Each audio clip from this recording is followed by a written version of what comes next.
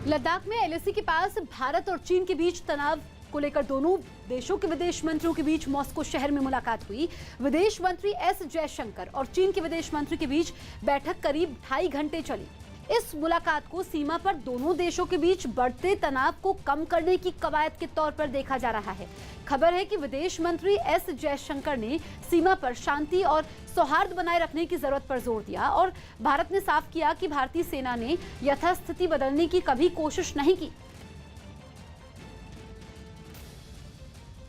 लद्दाख में एलएसी पर जारी तनाव को कम करने के लिए दोनों देशों के बीच 5 बिंदुओं पर सहमति बन गई है। भारतीय विदेश मंत्री एस जयशंकर और चीन के विदेश मंत्री के बीच मॉस्को में हुई मुलाकात में यह फैसला लिया गया। बैठक के बाद भारतीय विदेश मंत्री ने यह भी स्पष्ट कर दिया कि भारत एलएसी पर जारी तनाव को और नहीं बढ़ाना चाहता है और चीन के प्रति भारत की नीति में कोई बदलाव नहीं हुआ है। वहीं चीनी विदेश मंत्रालय ने कहा कि दो पड़ोसी देश होने के नाते ये बहुत स्वाभाविक है कि चीन और भारत में कुछ मुद्दों पर असहमति है, लेकिन अहम बात यह है कि उन असहमतियों को सही दिशा में देखा जाए। चीनी विदेश मंत्री वांग यी ने कहा कि चीन और भारत के संबंध एक बार फिर दोराहे पर खड़े हैं, लेकिन जब तक दोनों पक्ष अपने संबंधों को सही दिशा में बढ़ाते रहेंगे तब तक कोई परेशानी नहीं होगी और ऐसी कोई भी चुनौती नहीं होगी जिसको हल नहीं किया जा सकेगा। तो भारत चीन तनाव घटाने पर दोनों देश सहमत है। कल 2.5 घंटे तक भारत के विदेश मंत्री एस जयशंकर की चीन के विदेश मंत्री के साथ बैठक हुई। 5 बातों पर सहमति बनी और इसमें यह भी कहा गया कि तनाव कम करने के लिए दोनों देशों के बीच में बैठकें होनी चाहिए। हरियाणा में कृषि अध्यादेश से भड़के किसानों ने सरकार के खिलाफ आंदोलन छेड़ दिया और कुरुक्षेत्र के पिपली में किसान बचाओ मंडी बचाओ के नाम से रैली रखी गई, जिसमें जा रहे किसानों पर पुलिस को लाठीचार्ज करना पड़ा। क्योंकि रैली में पहुंचने के लिए किसानों ने हाईवे को घेरकर चलना शुरू कर दिया। दिल्ली अमृतसर हाईवे पर सैकड़ों किसान मार्च करते हुए आगे बढ़ते रहे, जिसकी वजह से पुलिस को हाईवे बंद करना पड़ा। पुलिस ने किसानों को हाईवे से हटाने की कोशिश की तो बवाल शुरू हो गया। किसानों ने पुलिस और हाईवे पर मौजूद गाड़ियों पर पत्थर बरसाने शुरू कर दिए, जिसके बाद पुलिस ने लाठीचार्ज कर दिया। किसानों को ढूंढ ढूंढ कर डंडे बरसाए गए। हिंसा करने वाले कई किसानों को हिरासत में ले लिया गया। बस में बैठे किसान भी सरकार के खिलाफ नारेबाजी करते रहे। विपक्ष ने भी किसानों पर कार्रवाई के लिए राज्य सरकार पर हमले शुरू कर दिए। ये एक ऐसी तानाशाही सरकार की याद दिलाता है जो आजाद भारत में ना कभी हुई और शायद ना कभी होगी। किसानों की फसल मंडियों में जाने की नई व्यवस्था बनाने के लिए राज्य सरकार ने 3 अध्यादेश बनाए हैं, जिनका विपक्ष विरोध कर रहा है। तो वहीं हरियाणा के रोहतक में रैली में जा रहे निर्दलीय विधायक बलराज कुंडू को पुलिस ने हिरासत में ले लिया। हरियाणा सरकार पहले ही कोरोना संकट की वजह से उस रैली का आयोजन करने वालों को नोटिस दे चुकी थी, लेकिन उसके बाद भी अपने कई समर्थकों के साथ हरियाणा के महम से निर्दलीय विधायक बलराज कुंडू किसानों और मजदूरों की रैली को समर्थन देने के लिए निकल पड़े। रास्ते में जैसे ही उनके काफिले को पुलिस ने रोका तो विधायक के कुछ समर्थकों की पुलिस से बहस हो गई।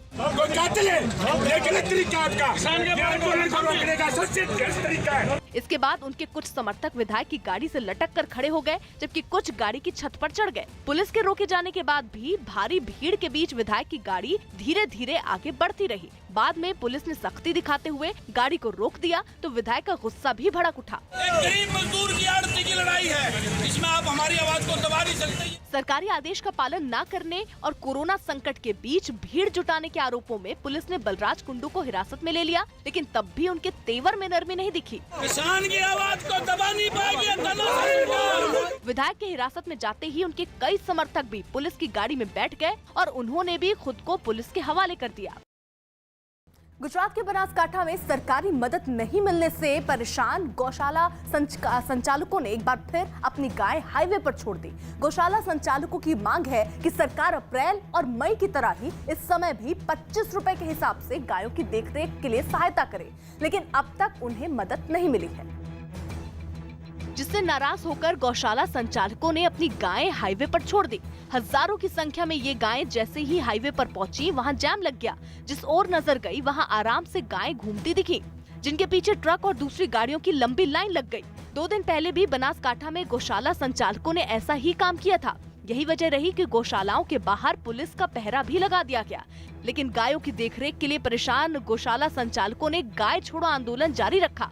यही नहीं, इस दौरान वो कीर्तन करते भी नजर आए। एक साथ इतनी सारी गायों के बाहर आने की वजह से पुलिस के लिए उन्हें रोकना मुश्किल हो गया। हालांकि पुलिस वालों ने पूरी कोशिश की कि वो उन्हें हाईवे से हटा सकें। ड्रग्स मामले में गिरफ्तार रिया चक्रवर्ती और उसके भाई शौविक चक्रवर्ती की जमानत याचिका पर कोर्ट आज फैसला सुनाएगी। वहीं दूसरे आरोपियों की जमानत पर भी आज फैसला होगा। हालांकि एनसीबी ने कोर्ट में रिया और शौविक की जमानत का विरोध करने का फैसला किया है। एनसीबी का कहना है कि रिया ने कबूला है कि वो ड्रग्स लेती हैं। ऐसे में जमानत पर रिहा होने के बाद वो फिर ड्रग्स ले सकती हैं। इसके अलावा एनसीबी का कहना है कि रिया को अगर जमानत मिली तो वो सबूतों के साथ छेड़छाड़ कर सकती हैं। वहीं रिया पर धारा 27A लगी है, जो एक सिंडिकेट चलाने की धारा है। इस धारा में कम से कम 10 साल और ज्यादा से ज्यादा 20 साल की सजा है।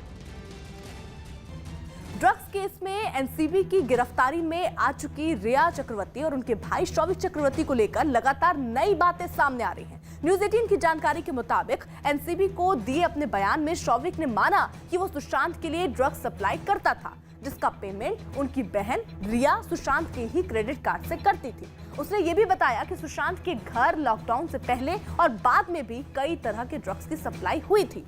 एनसीबी की टीम ने जब उसकी चैट दिखाकर पूछताछ की थी तो उसने 2 मौके पर ड्रग्स लेने की बात मानी।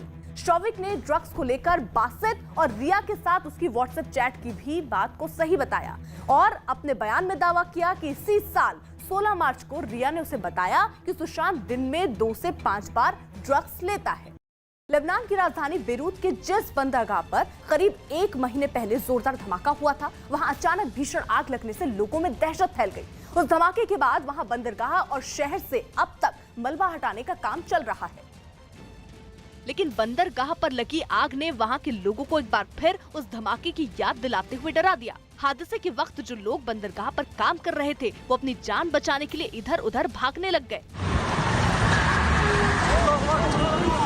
बदहवास होकर भाग रहे लोगों को लगा कि अगर कहीं पिछली बार की तरह इस बार भी बड़ा धमाका हो गया तो वो खुद को नहीं बचा पाएंगे। बेरूत के बंदरगाह पर लगी आग इतनी भीषण थी कि कई किलोमीटर दूर से भी आग की ऊंची ऊंची लपटें और धुआं उठा दिखा। पिछले हादसे से सबक लेते हुए तुरंत वहां दमकल की कई गाड़ियां भेजी गयी। हालांकि तेजी से भड़कती आग को बुझाने में दमकल कर्मियों के पसीने छूट गए। बाद में हेलीकॉप्टरों की मदद से भी बंदरगाह पर लगी आग पर पानी डाला गया। 4 अगस्त को इसी बंदरगाह पर केमिकल में लगी आग से इतना जोरदार धमाका हुआ था कि कई किलोमीटर तक लोगों के घरों में उसका असर दिखा था। उस हादसे में 100 से ज्यादा लोगों ने अपनी जान गंवाई थी। दक्षिणी अमेरिकी देश कोलंबिया की राजधानी बोगोता में एक आदमी की पुलिस हिरासत में हुई मौत के बाद हिंसा भड़क उठी। इस हिंसा में 7 लोगों ने अपनी जान गंवा दी और देखते ही देखते बोगोता के कई इलाके जलने लगे और वहां हिंसा भड़क उठी।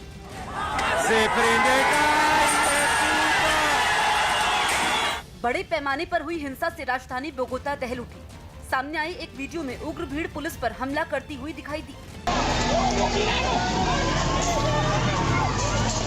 बताया जा रहा है कि प्रदर्शनकारियों ने अलग अलग इलाकों में 50 से ज्यादा पुलिस थानों को आग के हवाले कर दिया। हालात बिगड़ते देख पुलिस वालों की तरफ से प्रदर्शनकारियों पर गोलियां भी चलाई गई। सामने आए एक वीडियो में हिंसक भीड़ तोड़फोड़ करती हुई नजर आई, जिसके बाद उन्हें खदेड़ने के लिए आंसू गैस के गोले भी दागे गए। Alejandra, muy buenas noches. इसके अलावा वहां कई गाड़ियों को भी आग लगा दी गई, जिसके बाद कोलंबिया में हालात काफी ज्यादा बिगड़ गए। इस हिंसक टकराव में 100 से ज्यादा पुलिस वाले घायल हो गए, क्योंकि इस हिंसा में भीड़ ने पुलिस वालों को ही निशाना बनाया। पुलिस हिरासत में जिस आदमी की मौत पर कोलंबिया सुलग उठा, उसका एक वीडियो भी सामने आया, जिसमें 2 पुलिस वाले सड़क पर उसके साथ मारपीट करते दिखे।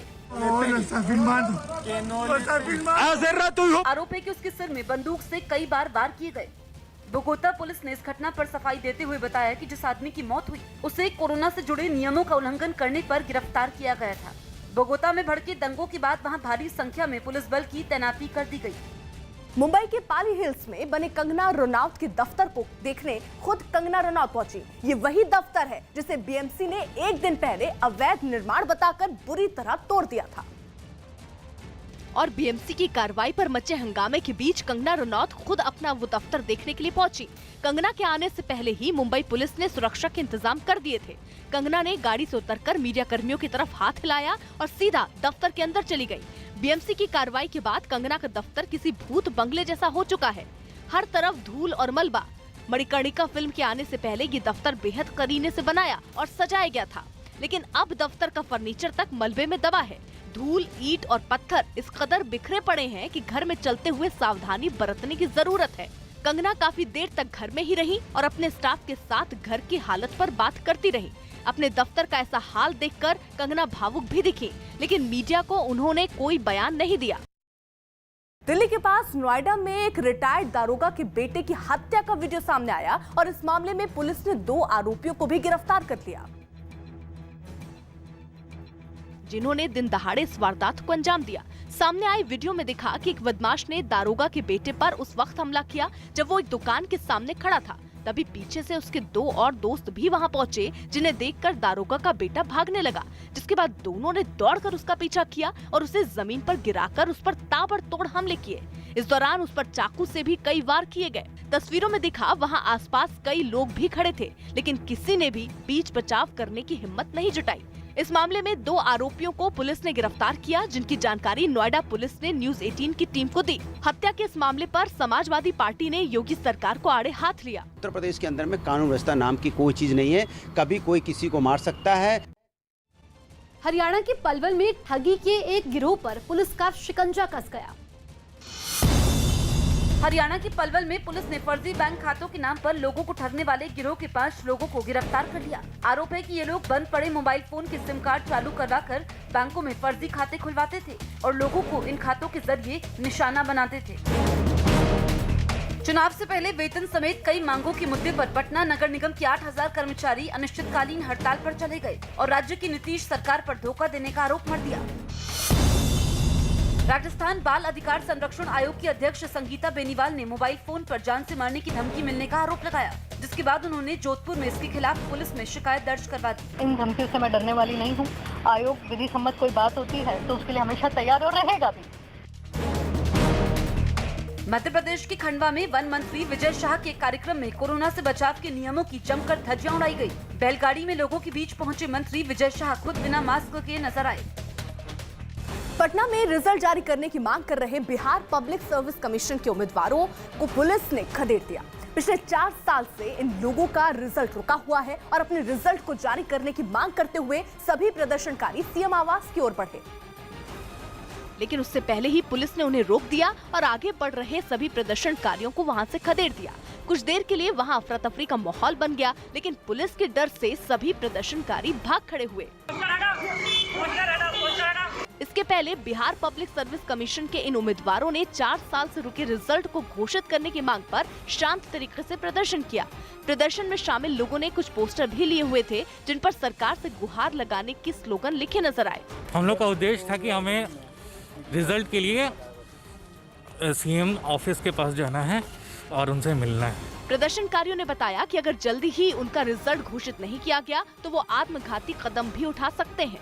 जयपुर में प्रदेश कांग्रेस प्रभारी अजय माकन के कार्यकर्ताओं से मिलने के दौरान पार्टी दफ्तर को छावनी में तब्दील कर दिया गया। वो गहलोत और पायलट गुट के बीच सुलह कराने के लिए वहां गए। एक दिन पहले अजमेर पहुंचे माकन ने मिलने पहुंचे दोनों गुटों के कार्यकर्ताओं ने खूब हंगामा किया था, जिसकी वजह से जयपुर में पार्टी दफ्तर पर पूरी सावधानी बरती गई। कांग्रेस के दफ्तर के दोनों ओर बैरिकेडिंग की गई और पुलिस वाले मुस्तैद दिखे। ऐसा इसलिए किया गया ताकि गहलोत और पायलट गुट के लोग आपस में ना उलझें। तमाम तरीके की एहतियात सावधानियां बरती जा रही है, जिससे कि हालात ये नहीं हो कि दोनों के समर्थक आपस में भिड़ जाए। यही नहीं, अजय माकन से मिलने वाले नेताओं की एक लिस्ट भी तैयार की गई और उन्हीं लोगों को दफ्तर में एंट्री मिली जिनके नाम लिस्ट में शामिल थे। देख रहे हैं लिस्ट में नाम है कि नहीं है, बात रखने के लिए आए थे। अजय माकन गहलोत और पायलट गुट के बीच के रिश्तों को ठीक करने जयपुर पहुंचे, जहां पार्टी दफ्तर में उन्होंने करीब 6 जिलों के नेताओं और कार्यकर्ताओं से मुलाकात की। पाकिस्तान के कराची में एक 5 मंजिला इमारत की गिरने से एक आदमी की मौत हो गई, जबकि 10 लोग गंभीर रूप से घायल हो गए। बताया जा रहा है कि इमारत कमजोर हो चुकी थी और लोगों से उसे खाली करने के लिए भी कह दिया गया था। लेकिन कुछ परिवारों ने इस चेतावनी को नजरअंदाज कर दिया और वो इस हादसे की चपेट में आ गए। हादसे के बाद वहां अफरा तफरी मच गई। बचाव दल की टीम इलाके के लोगों की मदद से मलबे में दबे लोगों को निकालते हुए नजर आई।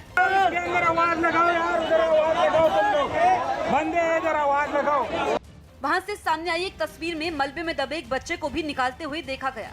इसके अलावा हाथों से मलबा हटाकर नीचे दबे कई और लोगों को भी बचाने की कोशिश की गई। संकरी गलियां होने की वजह से राहत और बचाव का काम भी काफी देर तक चला। धमाके की आवाज आई और जैसे निकले तो बिल्डिंग गिर गई है। कराची में हुई इस घटना की जांच के भी आदेश दे दिए गए। दक्षिण चीन सागर में अपने पड़ोसी देशों को धमकाने वाले चीन के तेवर अब ढीले पड़ने लगे हैं। ब्रिटेन की एक्सप्रेस को एक रिपोर्ट में दावा किया गया है कि समंदर में चौतरफा घेराबंदी की वजह से चीन बुरी तरह घबरा गया है और अब वो अपने पड़ोसियों से बातचीत की गुहार लगा रहा है। रिपोर्ट में फिलीपींस के विदेश सचिव के हवाले से दावा किया गया कि चीन इसी नवंबर को साउथ चाइना सी से जुड़े विवादों पर बातचीत करेगा।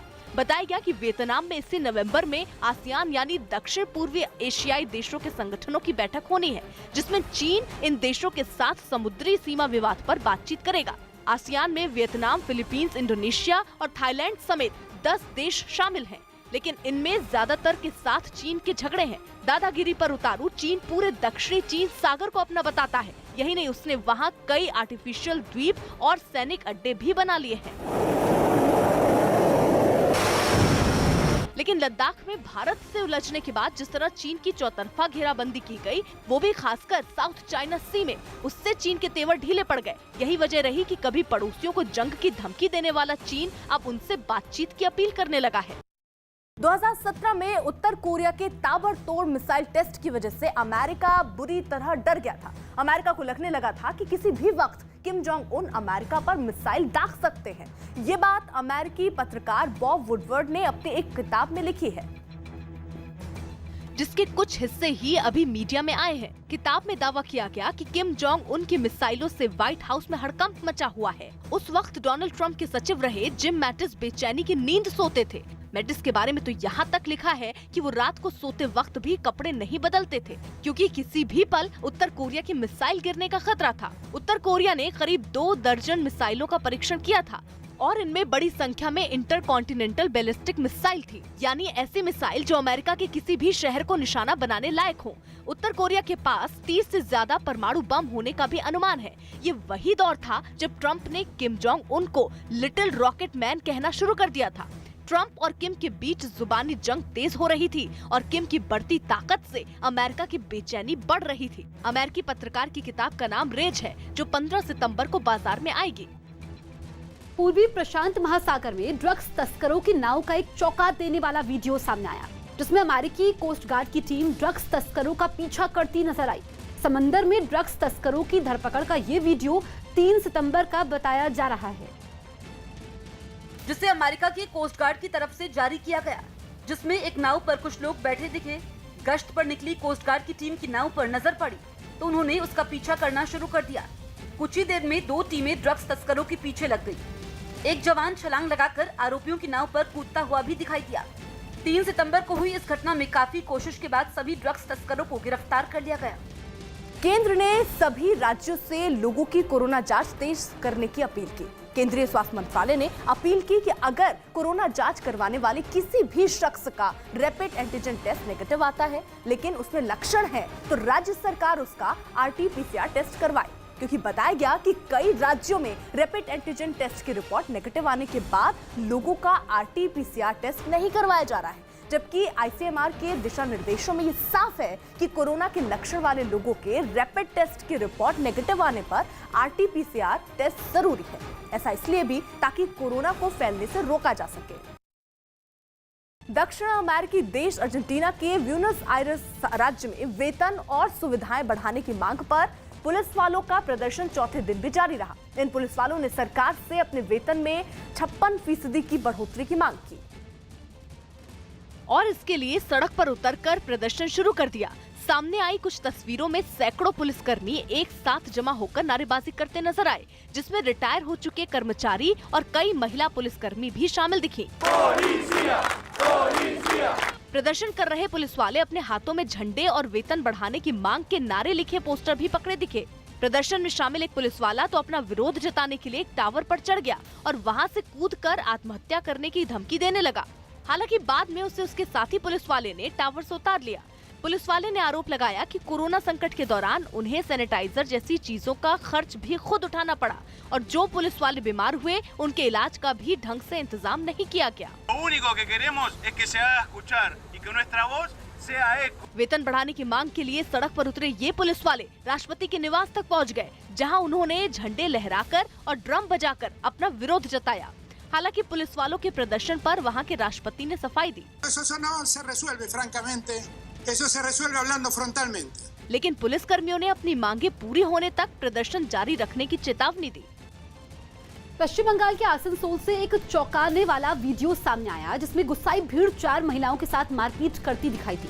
बताया जा रहा है कि बकरी चुराने के शक में भीड़ ने आरोपियों को बेरहमी से पीटा, जिसका एक वीडियो भी सामने आया, जिसमें बीच सड़क पर लोग महिलाओं के साथ मारपीट करते दिखे। हंगामा इतना बढ़ गया कि पुलिस को वहां पहुंचना पड़ा। हालांकि मारपीट कर रहे लोगों को समझाने में उसके भी पसीने छूट गए।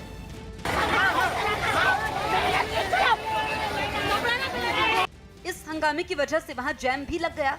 हालांकि लोगों के गुस्से को देखते हुए पुलिस ने सभी आरोपियों को गिरफ्तार कर लिया। राम मंदिर के लिए बने ट्रस्ट के खाते से फर्जी चेक के जरिए रकम निकालने की खबर से हड़कंप मच गया। इसका पता तब चला जब आरोपी ने 6,86,000 रुपए का तीसरा फर्जी चेक लखनऊ के बैंक ऑफ बड़ौदा में जमा किया। लेकिन बड़ी रकम होने के कारण बैंक ने ट्रस्ट के महासचिव चंपत राय से बात की तो उन्होंने ऐसा कोई चेक जारी करने से इनकार कर दिया। इसके बाद जांच में पता चला कि 1 सितंबर को इस धोखाधड़ी की शुरुआत हुई और आरोपी ने लखनऊ के पंजाब नेशनल बैंक से फर्जी चेक से 2.5 लाख रुपए ट्रस्ट के खाते से निकाले थे और इसी तरह 2 दिन बाद फिर 3.5 लाख रुपए फर्जी चेक के जरिए निकाले गए, जिसका पता चलने के बाद ट्रस्ट ने अयोध्या पुलिस से शिकायत की, जिसके बाद इस मामले में केस दर्ज कर जांच शुरू कर दी गई है।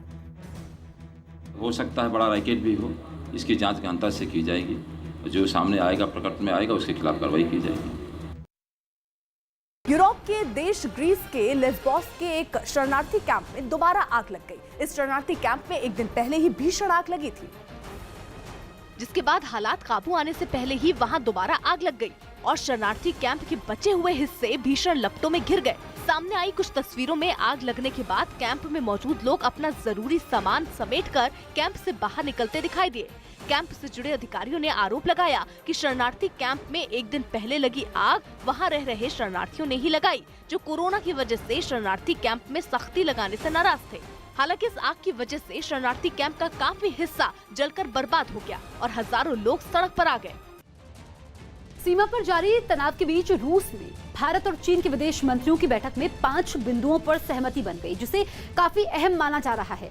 खबरें हैं कि दोनों नेताओं ने बैठक में इस बात पर सहमति जताई कि भारत और चीन के रिश्तों को आगे बढ़ाने के लिए बातचीत नहीं रुकनी चाहिए। दोनों देशों के विदेश मंत्रियों ने सीमा पर जारी तनाव पर लंबी बातचीत की और एलएसी पर कोर कमांडर स्तर की बैठक को आगे जारी रखने पर भी सहमति जताई। इसके अलावा दोनों देशों में बैठक में सीमा पर शांति बनाए रखने की बात पर भी सहमति जताई और समझौतों के पालन पर जोर दिया। इसके अलावा बैठक में भारत चीन सीमा मामलों पर आगे भी बैठकें जारी रखने और बातचीत से हल ढूंढने का समर्थन किया गया। साथ ही दोनों देशों के विदेश मंत्री इस बात पर भी सहमत हुए कि भारत चीन को सीमा पर शांति बनाए रखने के लिए भरोसा पैदा करना होगा। इसके लिए दोनों तरफ से बराबर कोशिशें की जाएंगी। शिमला समेत हिमाचल प्रदेश के कई जिलों में कंगना रनौत के समर्थन में उतरी बीजेपी ने महाराष्ट्र सरकार के खिलाफ प्रदर्शन किया। एक दिन पहले मुंबई महानगर पालिका ने कंगना के घर में अवैध निर्माण का हवाला देकर तोड़फोड़ की थी, जिसके बाद महाराष्ट्र सरकार और उनके बीच जुबानी जंग तेज हो गई। और इस जंग में बीजेपी कंगना के समर्थन में उतर आई। कंगना रनौत के गृह राज्य हिमाचल प्रदेश में तो कई जगहों पर बीजेपी ने महाराष्ट्र सरकार के खिलाफ प्रदर्शन भी किया। शिमला में बीजेपी के कार्यकर्ता कंगना के समर्थन और महाराष्ट्र सरकार के विरोध में इकट्ठा हुए। उन्होंने बैनर के जरिए अपना विरोध जताया और उद्धव सरकार के खिलाफ नारे लगाए। बीजेपी ने मनाली और कुल्लू में भी कंगना के समर्थन में प्रदर्शन किया। कुल्लू में विरोध करने वाले लोगों ने संजय राउत का भी पुतला जलाया। हिमाचल प्रदेश के मुख्यमंत्री जयराम ठाकुर ने भी इस लड़ाई में खुलकर कंगना का साथ दिया। हिमाचल की बेटी है और ऐसे संकट के क्षण में पूरा हिमाचल उनके साथ है। इस बीच पूरे मामले पर कंगना रनौत ने एक के बाद एक कई ट्वीट किए, जिनमें उन्होंने एक बार फिर से महाराष्ट्र सरकार पर निशाना साधा। दिल्ली में कोरोना से स्थिति एक बार फिर से बिगड़ने लगी है। पिछले 24 घंटे में 4300 से ज्यादा कोरोना के नए मरीज मिले हैं, तो वहीं कोरोना से पिछले 24 घंटे में 28 लोगों की मौत हो गई है। राजधानी में कोरोना से अब तक 4600 से ज्यादा लोग अपनी जान गंवा चुके हैं। वहीं जयपुर में भी कंगना रनौत के दफ्तर में हुई तोड़फोड़ के विरोध में रॉयल ग्रुप नाम के एक संगठन ने शिवसेना के खिलाफ प्रदर्शन किया। कंगना पर दिए शिवसेना सांसद संजय राउत के विवादास्पद बयान पर भी लोगों ने नाराजगी जताई। लेकिन एक दिन पहले मुंबई में कंगना के दफ्तर में हुई कार्रवाई ने संगठन के लोगों को गुस्से से भर दिया। विरोध जताने के लिए लोग सड़क पर उतर आए और फिर संजय राउत के पुतले को आग के हवाले कर दिया। कंगना रनौत का बंगला तोड़ने के खिलाफ जयपुर के अंदर विरोध प्रदर्शन किया जा रहा है। अलग अलग संगठन अलग अलग तरीके से प्रदर्शन कर। कंगना के समर्थन में और शिवसेना के खिलाफ हुए इस प्रदर्शन में कई महिलाएं भी शामिल हुई, जिन्होंने इस पूरे मुद्दे को नारी के सम्मान से जोड़ दिया। संजय राउत मुर्दाबाद, नारी का अपमान नहीं सहेगा। इसी तरह शौर्य फाउंडेशन नाम के एक दूसरे संगठन ने भी शिवसेना के खिलाफ मोर्चा खोल दिया। बीच सड़क संजय राउत का पुतला भी जलाया गया। बाद में संगठन के लोगों ने शिवसेना को कंगना से माफी मांगने के लिए 3 दिन का वक्त दिया और माफी नहीं मांगने पर उनके दफ्तरों में तोड़फोड़ की धमकी दी। शिवसेना का नामो निशान हम यहाँ से मिटा देंगे।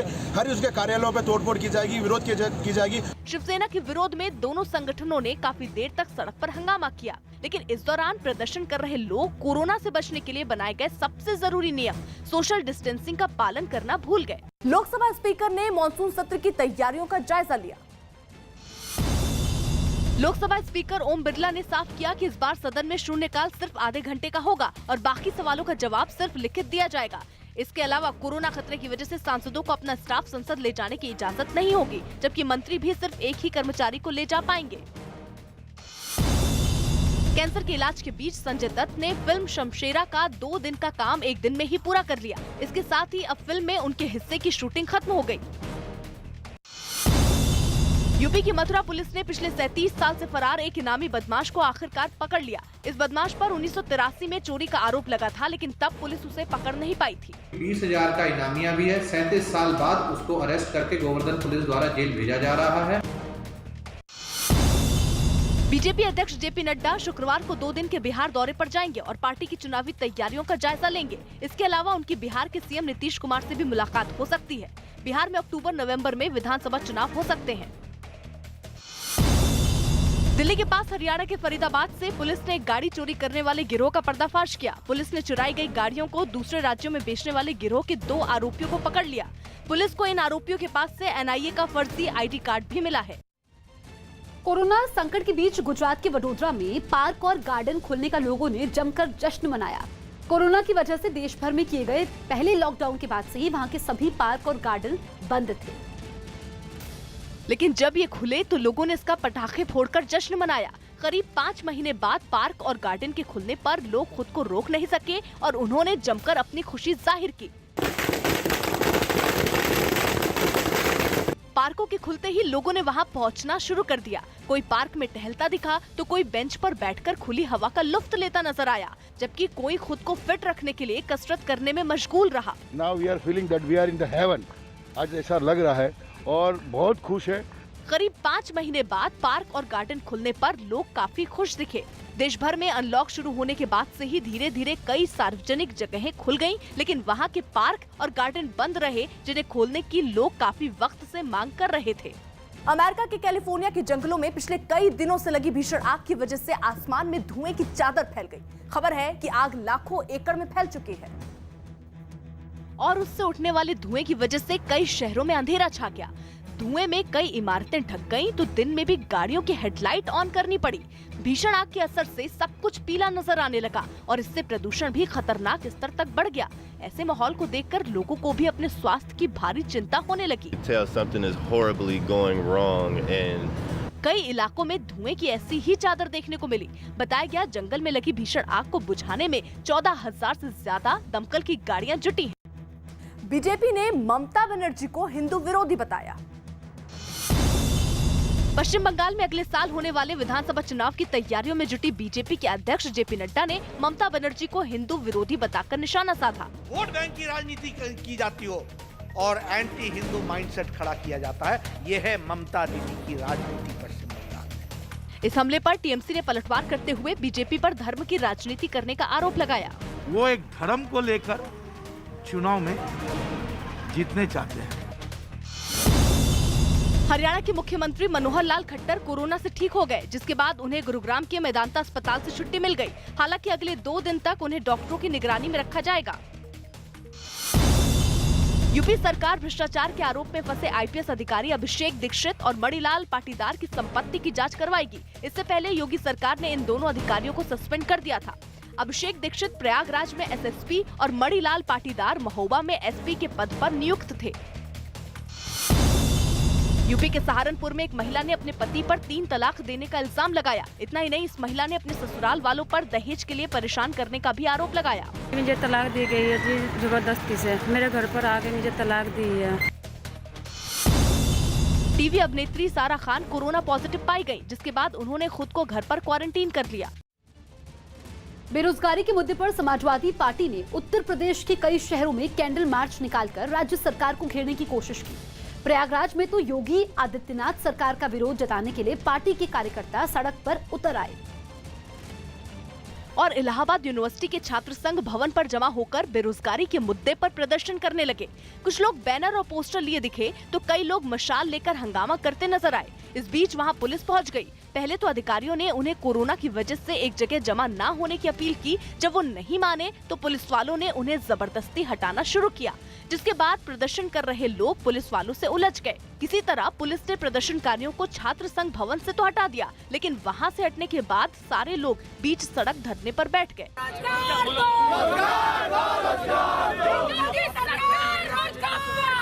सड़क पर काफी देर तक हंगामा होता रहा, जिसके बाद एक बार फिर पुलिस वालों ने उन्हें समझाने की कोशिश की, लेकिन लाख समझाने के बाद भी वो नहीं माने। 3 साल से ज्यादा हो गए उत्तर प्रदेश की सरकार को, लेकिन लोक सेवा आयोग से लेकर सिपाही भर्ती तक सारी परीक्षाएं अधर में अटकी हुई हैं। प्रदर्शन में शामिल कुछ लोग मास्क में दिखे, लेकिन ज्यादातर लोगों ने इसकी जरूरत नहीं समझी। सोशल डिस्टेंसिंग की तो लोगों ने धज्जियां उड़ा दी। हालांकि बाद में पुलिस वालों ने किसी तरह लोगों को समझा बुझाकर मामला शांत करवा लिया।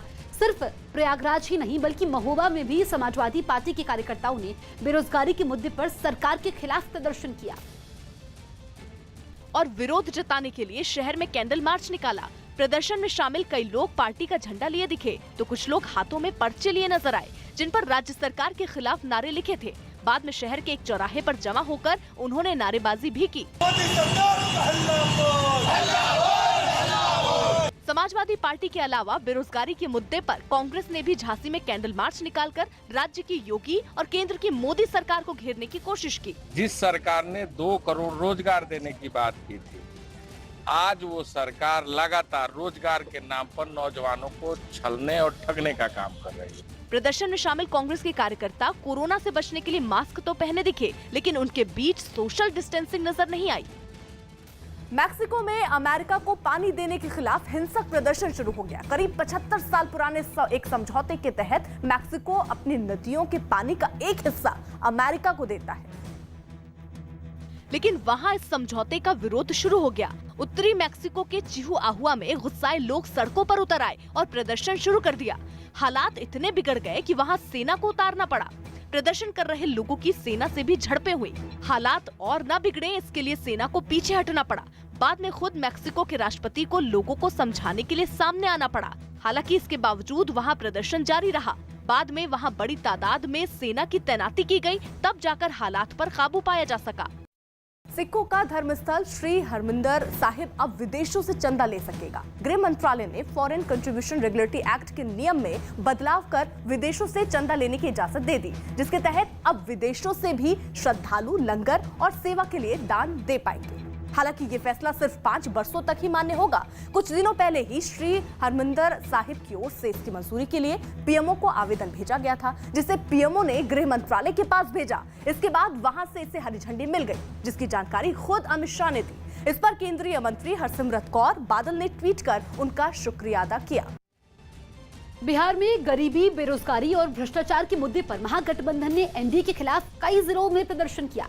इस प्रदर्शन में महागठबंधन से जुड़े कई दल शामिल हुए, जिन्होंने एक सुर में नीतीश सरकार पर हमला बोला। समस्तीपुर से सामने आई एक तस्वीर में आरजेडी की अगुवाई में कई पार्टियां प्रदर्शन में शामिल हुई। महागठबंधन से जुड़े कार्यकर्ताओं ने लालटेन और कैंडल मार्च निकालकर अपना विरोध जताया। उन्होंने जेडीयू और बीजेपी सरकार को हर मोर्चे पर विफल बताते हुए नारे भी लगाए। समस्तीपुर के अलावा मुंगेर से भी ऐसी ही तस्वीर सामने आई। वहां महागठबंधन के एक और सहयोगी आरएलएसपी के नेता और कार्यकर्ताओं ने मशाल जुलूस निकाला। कुछ प्रदर्शनकारी बड़े बैनर के साथ जुलूस में सबसे आगे चलते हुए दिखाई दिए, तो उनके पीछे चल रहे कार्यकर्ताओं के हाथों में मशाल नजर आई।